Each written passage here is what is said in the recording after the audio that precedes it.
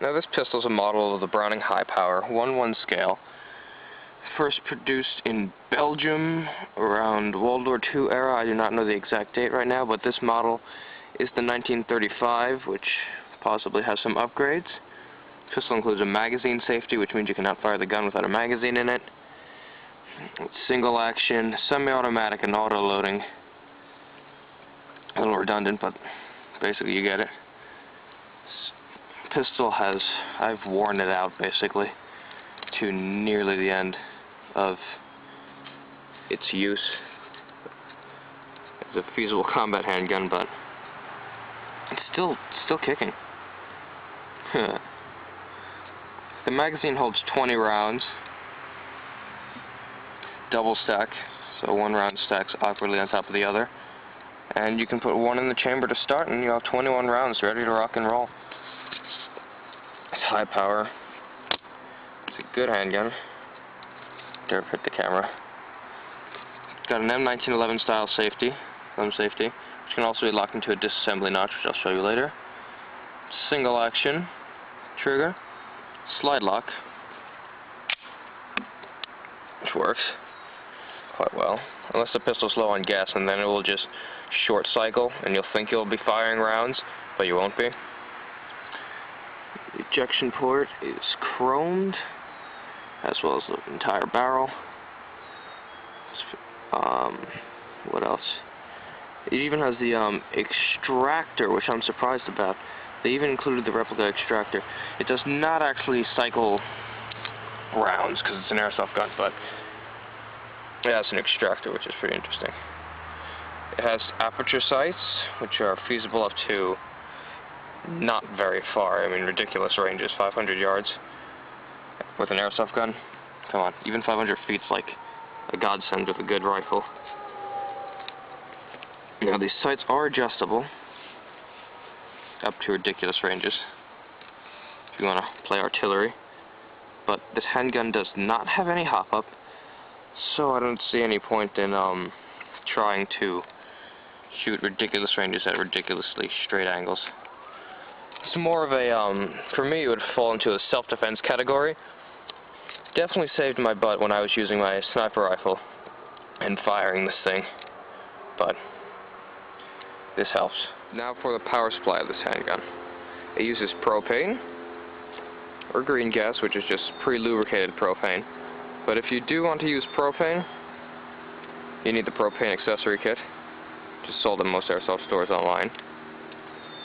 This gas is hard-hitting, pretty good. Apparently it's eco-friendly, but I don't know, shooting propane off. But it is flammable, so be careful with your handgun in high heat, and keep it away from fire, especially if you're shooting, because the gas is expelled up the muzzle and it will burn. I've seen it happen. But propane is cheaper, about $2.80, compared to $12 for half the amount, which this little bottle is like 8 ounces, and this is 16 ounces. The ammunition I would recommend for this pistol would be .20 gram BBs, seamless, the usual, because this pistol does not have hop-up, so you cannot increase any hop-up for .25s or .30s or .28s, so you could get a better shot. It's just what you got is stock. You can't even put a hop-up system in there because there's just no place for it. But the pistol does shoot pretty well with .2s. Alright, field stripping is relatively simple, but it might be very difficult for me because I have no cameraman. I am the only cameraman. But to start out, you have your magazine out, checked, cleared, make sure the gun's unloaded, no gas, keep BBs away from the area. And you make sure you have the slide lock back. And when the slide's locked back, you take the safety and you put it in this notch right here. The disassembly notch I was talking about earlier. Flip the pistol over. It's a notch. And you press the slide release lever through. Let's put it down and push it through. Oh man, it's pretty difficult to do with one hand. Yeah, there we go. Pull it out. sit off to the side, and then you hold the slide back, and you put the safety down, right, and the entire front end just comes right off. Gotta watch this spring because it's a little bit of a rebel. And we'll like to play out. Now look, you can see, I don't know if you can see it, but right there, it's a little ball bearing. It looks like it's popping up right in the bottom of the spring. You're always going to want to keep that in the bottom left-hand corner of this hole when you're reassembling it. You'll be able to see it through. The pistol comes apart relatively simply now. Spring buffer, these come apart, but you really don't need to take that apart. Barrel, you push forward to unlock it, and you point it, angle it down and out of the slide. Put the slide away, and there's your outer barrel, which is totally chromed, like I had said before, and there's your inner barrel. With no hop-up whatsoever. See, these screws are just to hold the barrel into this pot metal piece right here. But there is no hop-up, bucking, or anything. There is a rubber piece, which you can see right there, which is black, which holds the BB in when it gets chambered, but that's about it. There's no real hop-up. And assembly is reversive removal, which I will do really quick. Let's see if I can do this on camera. Okay, for assembly, put your inner barrel back in your outer barrel, put it up into the slide, and you thread it through there. Exactly, it fits perfectly.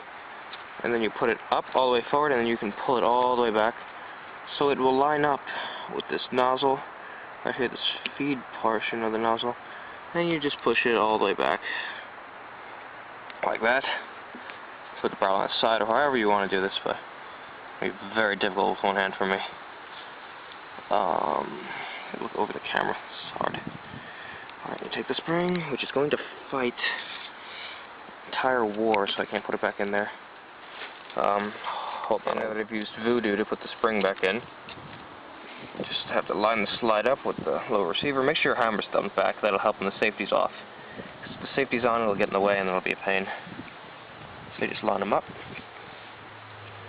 And making sure the spring doesn't pop out of the bottom, right? You just slide the gun back together. So you watch this spring. You can do it from front view. And then put the slide back.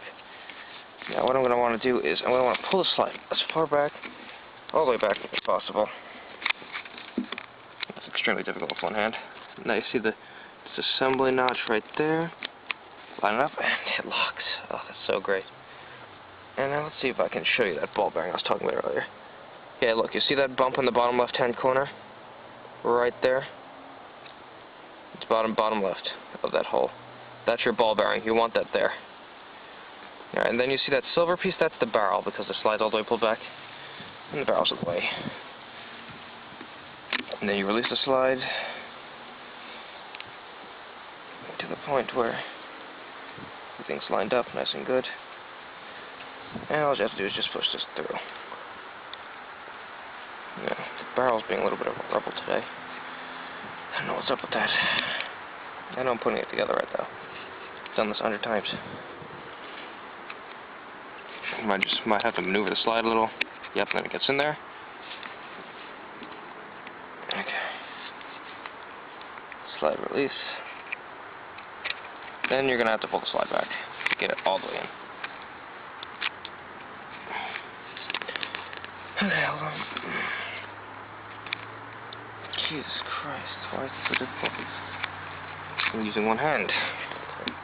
Hold on, I'm just gonna do this really quick. Now that the slide's locked back, everything's set. Pistol's in working order. Now let's demonstrate the magazine safety. Now notice the magazine's over there and not in the gun. Not at all. Now watch the hammer. I'm pulling the trigger, the safety's off, and the gun will not fire because the magazine is not inside of it. Safety's on, the trigger still moves freely, the gun will not fire. Now watch this. I'm going to take the magazine, there's no gas in it, no rounds, and now pull the trigger. Safety off, fires, now safety on, will not fire, and then I turn it off, ready to rock. and it fires just fine. Now I can show you the single action. Now notice, watch the hammer when I pull the trigger. Nothing. You can pull the trigger all day and nothing will happen. So you have to thumb it back, or you can rack the action, you can pull the slide back. And then you'll be able to fire. That's single action. Double action is self-cocking. So I'll simulate it. You'd be pulling the trigger, the hammer would be going back. As your trigger gets all the way to the last pull, and you release it, the gun will fire. That's double action. You see that more commonly on revolvers and modern semi-automatics such as the M9 and pistols like that, but not in the old 1935. Now if you're wondering why I have tape on the grip, that's because I've used this thing beyond normal capacity. I mean, there's definitely thousands upon rounds through this thing. I mean, you can see the wear in all these places. You know, I mean, this thing has just been through the Somali Revolution and everything. Just fought Ugandan rebels. I mean, seriously, this pistol has been places. Very nice. The sights are all worn off, which is pretty awesome. The hammer spur has wear from me cocking the handgun, getting ready to rock. It's pretty nice. It's just experience, I guess, behind the gun. This is going to be a shooting test of the handgun. I really don't have any targets. I'm just shooting it so you guys could see what it's like. Solid recoiling. You know, very nice, very fun to shoot. It's pretty interesting. Don't worry, this place is safe. I've been shooting here for a while. It's nobody but myself and some targets, which I cannot seem to find right now.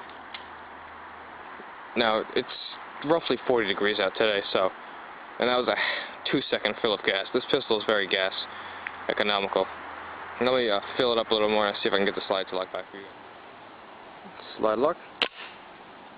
Locks back pretty solidly. You can kind of tell when you're out of ammo, because your sights are much closer to your face than they were before. Looks very nice. You know, the orange tip, it's alright. It's extremely blaze orange and ridiculously hard to get off. It's like super glued. I mean, there's no pulling that off by normal means. Not at all. So to conclude my review for the Browning High Power, the WE 1935, I could say this is a great handgun, worth every penny. $110 at a store I bought it for cash, and $89 in Airsoft Megastore to $120 from other places. You'll be able to find it for a good price. It's worth every penny you put into it. I've fought with it for a year and a half now. Since it came out, I actually have the first model. My friend actually bought a later model of this handgun, and he uses it. It's a little, it seems larger than mine, and the paint finish is actually different, but it's still a nice handgun. It's almost like an M1911, but a little bit different, you know. So everybody else might have their M1911s, and you'll have this if you decide to buy it. Which, hey, it's not a bad change. It's a nice little handgun. So, thanks for watching. Yeah, thanks a lot. This is my first review, so thanks. Any recommendations, any tips, you guys just, I guess, send me a message. And enjoy. It's great.